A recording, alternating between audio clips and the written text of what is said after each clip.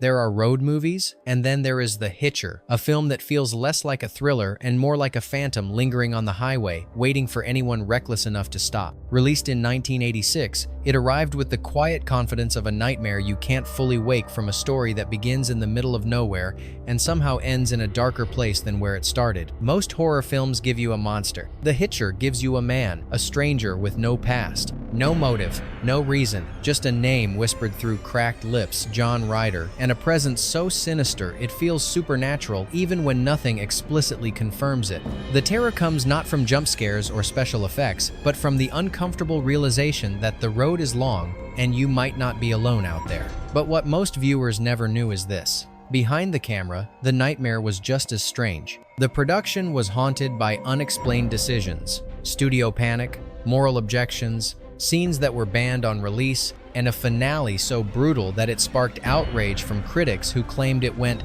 too far for mainstream cinema. Actors were pushed to emotional extremes, props malfunctioned in ways that unsettled the crew, and several sequences were altered not to make them safer, but to make the dread more suffocating. And then there's the ending, the one that audiences saw, and the one that almost replaced it, a version so shocking it was buried for decades. Tonight, we unlock all of it, because The Hitcher is not just a film, it's a warning, a ghost story made of steel, asphalt, and the cold breath of someone sitting in the passenger seat when you swear you're alone. This is Behind the Fact. And here are 20 weird, disturbing, and long-buried secrets about The Hitcher, 1986, the movie that made the open road feel like the most dangerous place on earth. Fact 1. The actor who terrified the crew without saying a word. When Rutger Hauer stepped onto the set of The Hitcher, no one expected the level of psychological intensity he was about to unleash. The script described John Ryder as a nameless drifter, calm,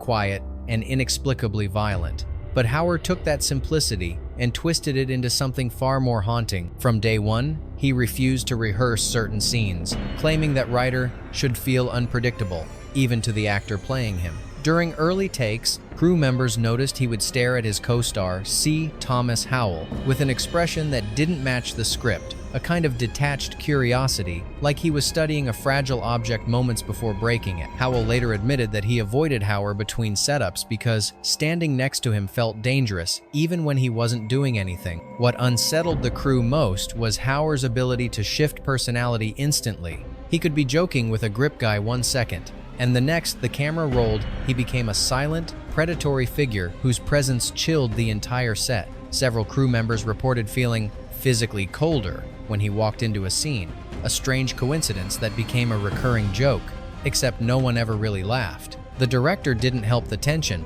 He asked Hauer to maintain the mystique by never explaining Ryder's motives, even in private discussions. Hauer embraced the ambiguity enthusiastically. He said he wanted Ryder to be a force, not a man, and he even improvised cryptic lines the writers didn't recognize. By the second week of filming, Hauer didn't need blood, makeup, or weapons to frighten anyone. The real fear came from the way he simply existed in the character, a walking question with no answer. A man whose eyes made everyone reconsider stopping for a hitchhiker ever again. Fact 2. The scene, so brutal it nearly destroyed. The film's release. One of the most infamous moments in The Hitcher is the truck tension sequence, a scene so disturbing that it became the center of controversy long before the film even hit theaters. But what most viewers don't know is that this scene almost killed the movie entirely. During production, the studio panicked. Executives felt the moment was morally indefensible and warned that audiences would revolt. They urged the director to remove the scene or at least show less of the aftermath. But the director refused, arguing that the film wasn't meant to entertain, it was meant to unsettle, to expose the cruelty of Ryder in a way that no off-screen implication could match. The argument escalated until the scene was screened for a private test audience. The reaction was exactly what the studio feared. People gasped, looked away, and some even walked out. But something unexpected happened afterward. Those same audience members said the film wouldn't work without it. The brutality, the helplessness, the horror of that moment was what made Ryder unforgettable. Still, the studio wasn't convinced. They attempted to soften the impact by trimming specific shots, but every test cut weakened the psychological punch. The director insisted that sanitizing the scene would ruin the film's identity. Eventually, a compromise was reached. The film could keep the scene, but with the minimum number of frames needed to preserve its emotional force. Even then, several countries banned or censored the sequence. Some theaters refused to show the movie at all, unless the scene was removed. For years, it became an urban legend, the scene too extreme for the 80 seconds, whispered about more than it was seen. And yet, ironically, this was the moment that cemented The Hitcher as one of the boldest, most uncompromising thrillers of its decade. Fact 3. The highway shoot was so dangerous, the crew thought someone would die. Filming The Hitcher required long stretches of empty desert highway, isolated, windy, and unpredictable. What looked simple on screen was, in reality, one of the most dangerous shoots of any 80 seconds thriller, and the production quickly learned that the desert doesn't care about schedules, safety protocols, or camera setups. The crew worked on real highways, often with cars moving at high speeds, while the actors performed their own stunts close to the pavement. Thomas Howell later revealed that several scenes were shot a breath away from disaster, especially when he had to jump, run, or fall near moving vehicles. The low-budget constraints meant fewer rehearsals and tighter margins for error. Windstorms were a constant threat.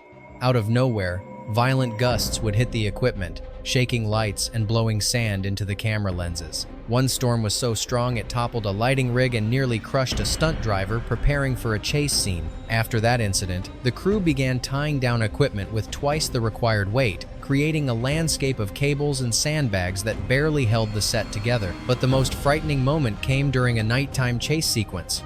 A stunt car skidded unexpectedly on loose gravel, missing a camera operator by just a few feet. The operator later said he froze because the lights went black for a second, and I thought that was it. Production halted for several hours while the team discussed whether it was even safe to continue. Despite these hazards, the director insisted on shooting practical stunts to preserve the film's gritty realism. The unfiltered danger, the shaky asphalt, the unpredictable desert winds, all of it seeps into the atmosphere of the movie. You don't just watch the tension in The Hitcher, you feel it, because the cast and crew lived it. Fact 4. The script was originally much darker, and the studio nearly rejected it. Before The Hitcher became the film audiences know today, it existed as a script so bleak that most studios refused to touch it.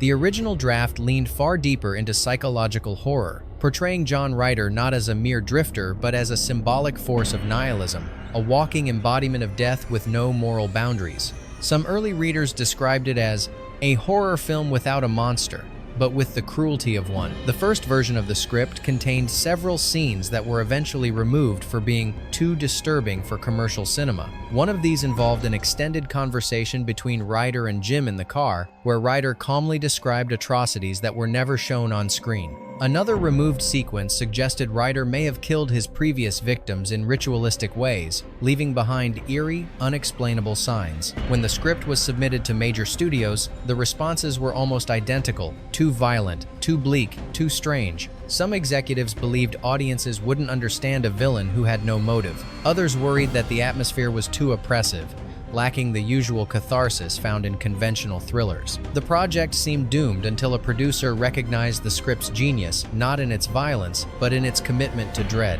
He argued that removing the ambiguity would weaken the film's impact. His pitch was simple: The Hitcher should feel like an urban legend unfolding on the road, a nightmare that could happen to anyone. The studio reluctantly agreed, but only after demanding multiple rewrites. Each rewrite softened the tone, but the core remained the same: a young man trapped in a psychological war with an enemy who may not even be human. The final film is already intense, but if the original script had been filmed word for word, The Hitcher would likely have been banned outright. Fact 5. Rutger Hauer improvised one of the film's most iconic lines. One of the most chilling aspects of John Ryder is the cryptic way he speaks: calm, controlled, and eerily poetic.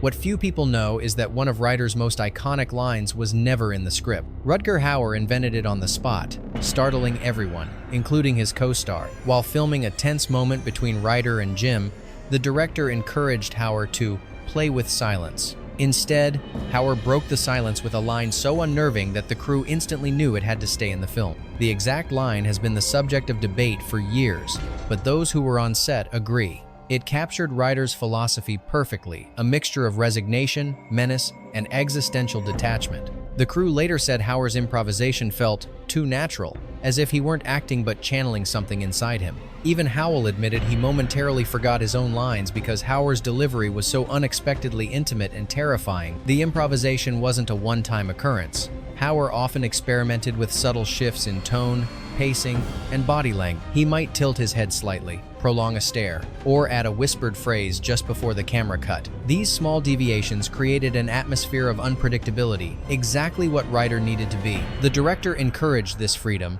recognizing that Hauer's instincts were shaping Ryder into something far more complex than the script suggested. In fact, nearly a dozen tiny improvisations made it into the final cut, each enhancing the mythic, otherworldly aura around the character. For fans, these improvised moments are part of what makes Ryder unforgettable. He isn't just a villain, he's a puzzle, a ghost wearing human skin, a man whose quiet voice is scarier than any scream. And it all began with a single line Rutger Hauer created in a moment of perfect, terrifying inspiration. Fact 6. The desert was so isolated. The crew lost communication for hours. The Hitcher's haunting atmosphere owes much to its remote locations, vast, empty stretches of desert where help feels impossibly far away. What audiences didn't know was just how isolated the production really was. Many of the filming locations were so far from nearby towns that the crew often lost all radio and phone communication for hours at a time. The film's 1,980 seconds equipment wasn't designed for long-distance transmissions in open desert terrain. Signals dropped constantly, weather conditions interfered with frequencies,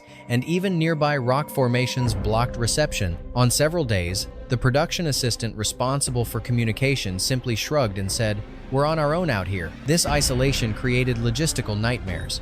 When equipment malfunctioned or vehicles broke down, the crew had no immediate way to request help. Once, a grip truck overheated miles from base camp, leaving several crew members stranded in the heat until another vehicle happened to drive by almost an hour later. Another time, a stunt coordinator got separated from the rest of the team during location scouting and wasn't found until the sun began to set. But beyond the practical issues, the isolation created a psychological effect that seeped into the performances. With nothing but wind, sand, and long stretches of highway, the cast found themselves slipping into the film's atmosphere. Thomas Howell later said that shooting in such an empty environment felt like being trapped inside Jim Halsey's nightmare. At night, the desert was worse. Temperatures dropped sharply, visibility plummeted, and the vast silence became eerie. Some crew members claimed to hear strange sounds in the darkness, shifting rocks, distant footsteps, or wind patterns that mimicked human voices. Whether real or imagined, these moments contributed to the film's unsettling tone. The isolation wasn't just part of the setting. It became part of the story, shaping the fear, the tension, and the creeping sense that, in the middle of nowhere, anything could happen. Fact 7. The film's composer created the score, using emotional silence. The Hitcher isn't remembered for a bombastic soundtrack. Instead, it's remembered for the absence of one, a quiet, unsettling atmosphere that creeps under the skin.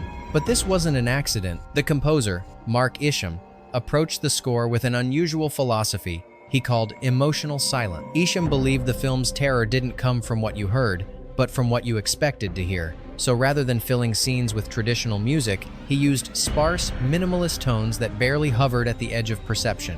Some sequences feature just a faint hum, a trembling note, or an echo, so subtle most viewers don't consciously register it. The result was a soundscape that felt almost supernatural in its emptiness, like the desert itself was breathing. During production, Isham worked closely with the director to determine where music should not appear. They removed entire cues that were originally planned, leaving long stretches of raw road noise, wind, or engine rumble. Isham argued that the silence between sounds created more tension than any melody could. One of the strangest techniques he used involved recording distant metallic scraps and slowing them down until they resembled the groan of a dying machine. These distorted textures were buried deep in the mix, adding a subconscious sense of unease. Even the theme associated with John Ryder was intentionally incomplete. Isham refused to give Ryder a recognizable musical motif, saying, "A man like that shouldn't have a theme. He should feel like a glitch in the world." The studio initially disliked the score, calling it too empty, but the director fought to keep it intact. Today, fans consider Isham's minimalist approach one of the film's most haunting strengths, a perfect match for a story where fear comes not from noise, but from the awful quiet between it. Fact 8C. Thomas Howell nearly quit the film after one breakdown scene. Thomas Howell was only 19 when he stepped into the role of Jim Halsey, a young man thrust into a waking nightmare. But what most fans don't know is that Howell nearly walked off the production entirely after filming one emotionally devastating scene. The sequence in question involved Jim confronting the overwhelming terror of being hunted by a man with no motive. The director pushed Howell to reach a raw emotional point, not just fear, but exhaustion, shock, and hopelessness. Howell later admitted that he had never acted in anything so psychologically intense. During the scene, Howell's breathing became erratic, his voice cracked, and he felt physically cold despite the desert heat. After the camera cut, he walked away from set, sat on the ground, and refused to continue. Crew members said he looked like someone who had just survived an attack. The director approached him slowly, unsure whether he was still acting or genuinely breaking down. For nearly an hour, Howell didn't speak. He later said he felt trapped inside Jim's panic, overwhelmed by the idea that Ryder wasn't just chasing Jim, but dismantling everything he understood about safety and reality. The production halted while the crew debated whether to rewrite portions of the script. In the end, Howell returned, but only after the director promised to limit the number of takes for the most emotionally punishing scenes. Ironically, this near breakdown amplified Howell's performance. His portrayal of Jim's unraveling sanity feels disturbingly real because, on some level, it was real. The terror wasn't manufactured, it was lived. And that authenticity became one of the defining elements of the Hitcher. Fact 9 Ampere's deleted scene revealed a darker version of John Ryder. Hidden in the film's early edits is a deleted scene that would have dramatically changed how audiences perceived John Ryder. It was a small moment, quiet, subtle, but it hinted at a darker, more enigmatic backstory the final film deliberately avoided. In the scene, Jim discovers a torn photograph inside Ryder's jacket. The picture shows a family standing beside a car on a desert road. Their faces are scratched out violently, almost obsessively. According to early script notes, this was meant to imply that Ryder had been stalking and targeting travelers long before he met Jim, turning the highways into his personal hunting ground. But the most disturbing part wasn't the scratched faces. It was the writing on the back. "Don't pick up strangers." The director originally included the scene to deepen Ryder's mythos, suggesting he might be reenacting a tragedy or punishing others for an event in his past. But during test screenings, something unexpected happened. Audiences didn't want answers. They preferred Ryder as an unknowable figure, a presence without logic or history. Adding a hint of motivation, even a vague one, weakened the primal force that made him terrifying. So the scene was removed completely. The photograph never appears in the final cut. The only surviving evidence comes from production stills and notes from the editing team. Interestingly, Rutger Hauer was relieved the moment was removed. He believed Ryder shouldn't be understood. "If you explain him," Hauer said, "he becomes smaller. Let the audience make their own monster." That philosophy shaped The Hitcher into the haunting experience it is today, a story with a villain who terrifies not because of what we know, but because of what we never will. Fact 10. The ending you saw. Wasn't the ending originally planned? The ending of The Hitcher is brutal, abrupt, and unforgettable, but it wasn't the ending the filmmakers first intended. Early drafts of the script presented a conclusion far more ambiguous, leaving the audience unsure whether John Ryder was truly dead or whether he could return at any moment. In the original version, after the final confrontation, Jim walks away trembling, only for the camera to reveal Ryder's body missing from the truck. The script described dust drifting across the road, faint tire marks leading into the desert, and a silhouette barely visible through the heat waves. It wasn't explicit, but the implication was clear. Ryder wasn't human, not completely, and he couldn't be killed. But the studio hated this ending.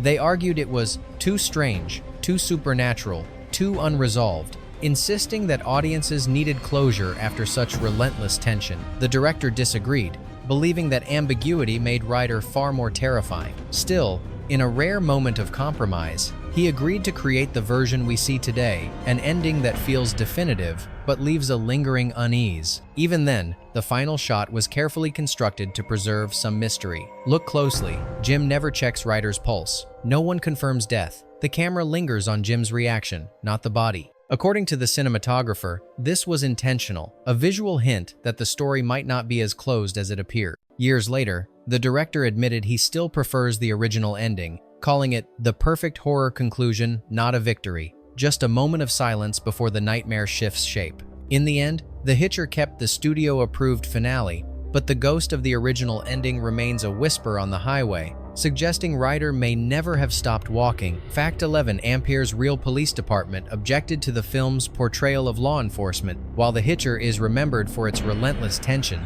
it also sparked quiet controversy among real police departments shortly after release. Several law enforcement agencies objected to how the film portrayed officers as ineffective, easily manipulated, and dangerously unprepared for someone like John Ryder. According to production notes, one department even sent a formal complaint to the studio during post-production, arguing that the film made police appear incompetent to the point of absurdity. Their biggest concern was how quickly Ryder overpowers trained officers, escaping custody with almost supernatural ease. But the filmmakers defended their choices. They insisted that the story wasn't about incompetent police, it was about a villain who operates outside the boundaries of normal human behavior. Ryder's uncanny ability to anticipate and outmaneuver law enforcement was meant to reinforce his near-mythic nature. Behind the scenes, the director pushed this idea even further. He instructed actors playing police officers to behave like real professionals, emphasizing procedure and discipline. The contrast between their training and Ryder's effortless domination was designed to be unsettling. In early screenings, this dynamic amplified the fear dramatically. Viewers realized that if the police couldn't stop Ryder, no one could.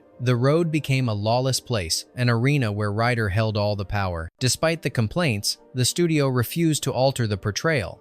They believed the police reactions added to the film's unnerving realism. As one producer famously said, "If Ryder were easy to catch, he wouldn't be the Hitcher." Ironically, this criticism helped the film gain cult status. Fans embraced the idea of Ryder as a figure who transcended normal rules, someone who could cut through uniform, badge, and authority alike, leaving everyone, law enforcement included, helpless on the open road. Fact 12. The film's most famous chase scene was done with almost no CGI or safety nets. The Hitcher features several high-intensity chase sequences, but one in particular, the nighttime pursuit across the desert highway, became legendary among stunt coordinators. What most viewers don't realize is that the entire sequence was filmed with minimal visual effects and almost no traditional safety nets, pushing the stunt team to their limit. In the mid-1980 seconds, CGI was not an accessible tool, especially for a film with a modest budget. This meant the crew had to rely entirely on practical stunts, real cars,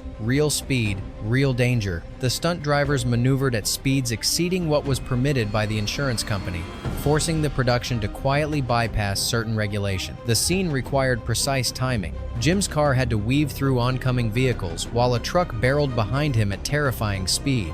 Any miscalculation, even a fraction of a second, could have led to disaster. To make the shot possible, the crew laid down markers on the asphalt barely visible to the naked eye, helping drivers maintain exact positioning. But the most dangerous element wasn't the speed, it was the darkness. The shoot took place miles from any town, where the only light came from the vehicles themselves. Dust kicked up by the tires reduced visibility even further, creating a swirling haze that sometimes made the road disappear completely. During one take, a stunt driver missed his mark by less than a meter. The car skidded sideways, narrowly avoiding a collision that could have ended the production altogether. The director later admitted he felt sick watching playback, realizing how close they'd come to catastrophe. Despite the risks, the final result is breathtaking, a raw, unfiltered chase that feels more like survival than action.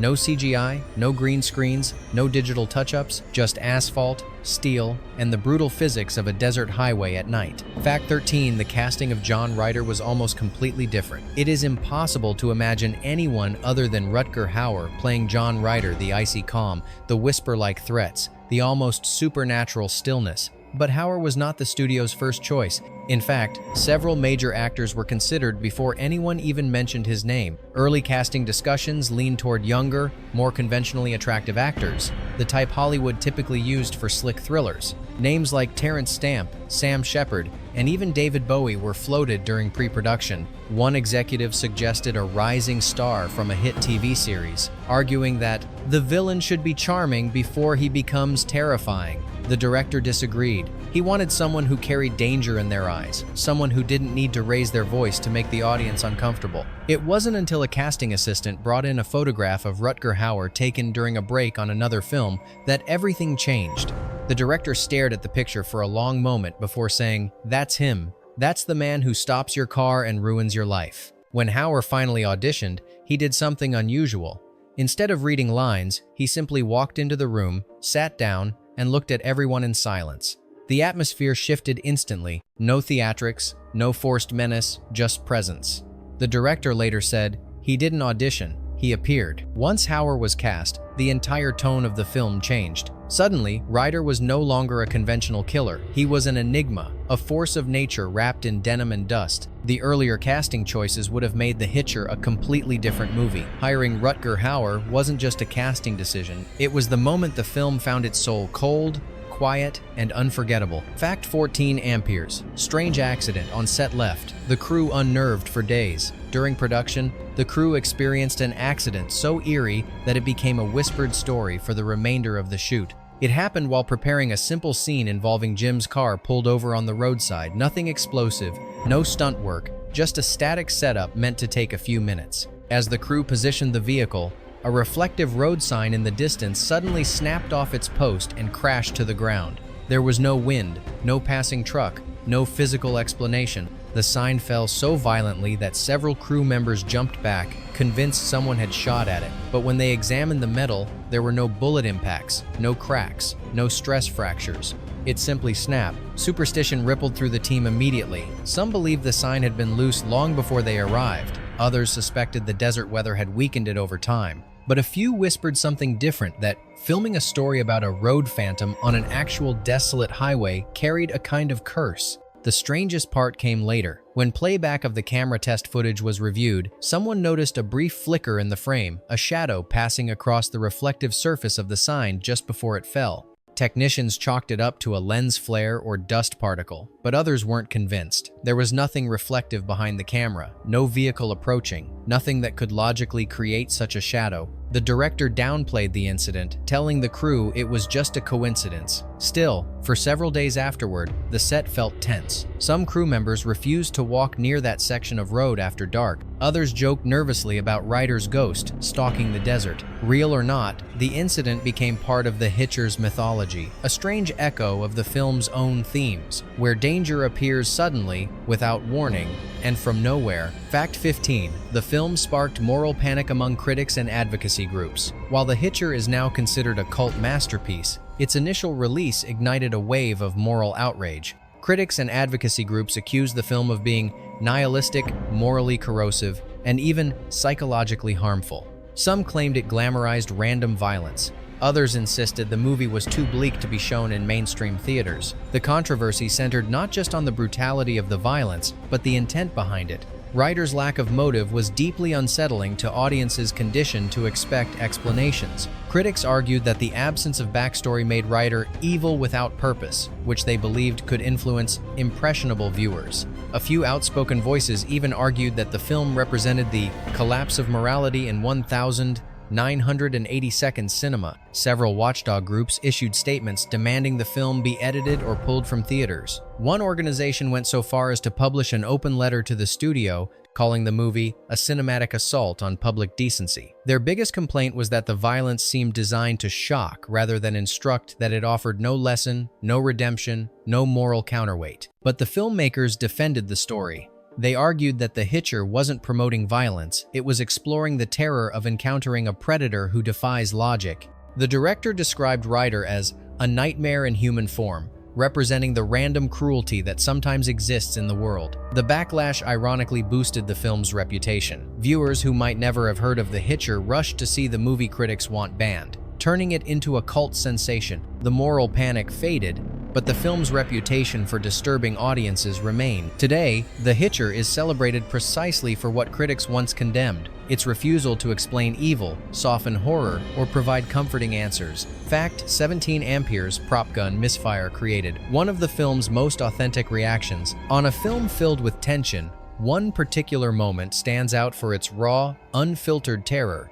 not because of acting, but because something genuinely went wrong on set. During a scene involving a police confrontation, C. Thomas Howell was supposed to react to a gun being fired near him. The effect was carefully controlled: blanks, safety distance, ear protection just off camera. But during one take, a prop gun discharged louder and closer than planned due to a faulty chamber. The blast wasn't dangerous, but it was shockingly loud, far beyond what anyone on set expected. Howell flinched so violently that the director originally believed he had been hurt. His eyes widened, his breathing accelerated, and for several seconds he lost the line between acting and instinct. The moment was captured perfectly on camera, and instead of cutting, the director kept filming, using the panic as part of the scene's emotional texture. Afterward, Howell needed several minutes to recover. Crew members gathered around, checking for injuries, but Howell insisted he was physically fine. "It just hit something in my brain," he later said. For a second, it felt like the world fell apart. What makes the moment so iconic is that the fear on screen isn't performed, it's real.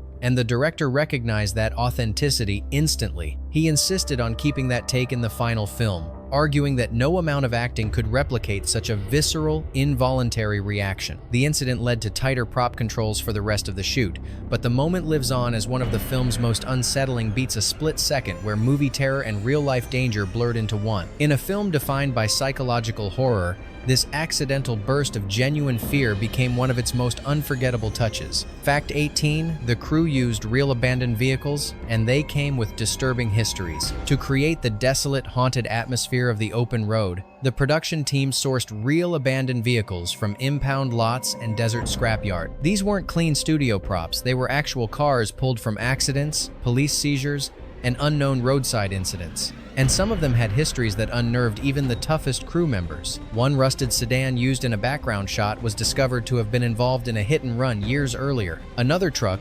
sun-bleached and broken, had been found abandoned in the desert with no owner ever identified. The impound officer who delivered it told the crew, half-jokingly, "People disappear out here, cars don't." When the vehicles arrived on set, some still contained personal items, scattered clothing, old ID cards, children's toys, even a cracked Polaroid of a family standing beside a highway. The props department cleared everything out, but the strange energy lingered. One crew member refused to sit inside one of the abandoned sedans, claiming the smell felt wrong, like something ended here. The director believed using real abandoned vehicles would add authenticity, and he was right. Their presence gave the film an eerie sense of decay, as if the desert was littered with the remnants of other travelers who met their own invisible hitchers. The most unsettling incident came when a mechanic hired to inspect one of the cars discovered deep gouges on the inside of the trunk lid. They resembled scratch marks, frantic, uneven, desperate. No one could determine their origin. The production used the car anyway. These vehicles became more than background props. They were silent witnesses,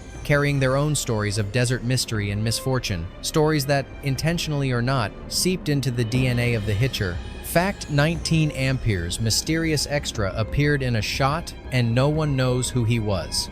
During post-production, editors discovered something strange in one of the wide desert shots, a figure standing far in the background, motionless, watching the scene unfold. At first, they assumed it was a crew member who accidentally wandered into frame, but when they asked the on-set team who it was, no one could identify him. The figure appears only for a few seconds, so tiny that most viewers never notice him. He stands beside a broken fence, partially obscured by shadows, wearing what seems to be a long coat. When the camera trucks past, he doesn't move, doesn't react, doesn't turn his head. He simply stands there like a forgotten ghost anchored to the desert. The assistant director swore they had closed the entire stretch of highway, meaning no civilians should have been anywhere near the set. The location manager confirmed they had checked the perimeter before shooting. The stunt team said none of their members were positioned there, and the wardrobe department insisted no one on the crew owned a coat like the one in the footage. Some speculated it was a hiker or local wanderer who approached unnoticed. Others believed it was an optical illusion, a rock formation, or a patch of shadow that resembled a human shape. But when the editor froze the frame and zoomed in, the outline was unmistakably human. Because the figure was so small in frame, removing him digitally wasn't feasible in 1986. So the director made a decision: leave him in. He argued that the presence of an unexplained watcher added to the film's unsettling tone. To this day, no one has identified the mysterious extra. No name, no face, no explanation. Just a silent figure on a lonely stretch of highway, fittingly eerie for a film where evil often appears without warning. Fact 20. The film's cult status was born from rejection, not success. When The Hitcher first hit theaters, it wasn't celebrated. It wasn't embraced. It wasn't even widely understood. The film struggled at the box office, targeted by critics, and pushed aside by a studio that didn't know how to market a thriller so bleak, so uncompromising, and so hard to categorize. But it was this rejection, this complete misunderstanding of what the film was, that ultimately gave it a second life. After its theatrical run sputtered, The Hitcher found unexpected momentum in late-night cable broadcasts and home video rentals. Viewers who stumbled across it weren't prepared for its intensity, they weren't prepared for Ryder. They weren't prepared for a story that refused to explain itself or offer comfort. And because the film felt like something forbidden, the kind of movie that didn't play by Hollywood rules, audiences began sharing it quietly, person to person. Tape collectors traded worn VHS copies. College film clubs screened it at midnight. Horror fans debated Ryder's true nature long before the internet existed. By the early 1990 seconds, The Hitcher had become a whispered recommendation. You have to see this, it's different. What made it endure wasn't mainstream appeal, it was its rawness, its refusal to soften the cruelty, its commitment to portraying evil not as spectacle, but as intrusion. Cult films usually earn their status by being weird, quirky, or ironic. The Hitcher earned it by being fearless. Today, it's regarded as one of the most haunting road thrillers ever made, a movie that carved its legacy not from initial triumph, but from the echoes left behind in the minds of those who discovered it late at night, alone and unprepared. Bonus fact: the lost audition tape that revealed a terrifying alternate Ryder. Long before cameras rolled on The Hitcher, an audition tape circulated quietly among the producers, a tape so unsettling that it was locked away after viewing, shown only to a handful of people involved in the film's earliest stages. This tape featured an actor whose name has never been publicly revealed, performing an alternate interpretation of John Ryder that was far more deranged, unpredictable, and physically volatile than the version Rutger Hauer ultimately made iconic. According to those who saw the tape, this unknown actor played Ryder with sudden bursts of manic energy, whispering one moment, screaming the next, pounding the dashboard, and laughing at inappropriate moments. At one point in the audition, he improvised a monologue about cleaning the road of liars, delivered with such intensity that one producer reportedly stepped out of the room. But it wasn't the performance alone that made the tape infamous. What disturbed viewers was a moment near the end of the audition, an unusual pause where the actor stared directly into the lens, as if addressing not the casting team, but the viewer. The room fell silent. Crew members later described the expression as predatory, wrong, and too real. After the audition, the director made a crucial decision. Ryder needed calmness, not chaos. A villain who shouted would be familiar. A villain who whispered would be unforgettable. The tape was quietly archived, never shown in public again. Years later, when asked about the mysterious actor, a producer admitted, "He was brilliant, but if we'd cast him, the film would have been banned." To this day, the identity of the actor remains unknown, and the tape is believed to still exist in a private storage vault, a hidden relic of the terrifying version of The Hitcher that never came to be. The open road has always been a symbol of freedom, endless sky, empty horizons, movement without limits. But The Hitcher reminds us that the same road can become a trap, a place where danger doesn't announce itself, and where a stranger's shadow can stretch farther than the headlights that reveal it. John Ryder is more than a villain. He's a reminder that some nightmares don't need a motive. They just need a moment, and someone to stop for them. If any of these hidden stories change the way you see the film, or the way you look at an empty stretch of highway, let me know in the comments. And remember, on the road, not every hand raised for help belongs to someone who needs saving.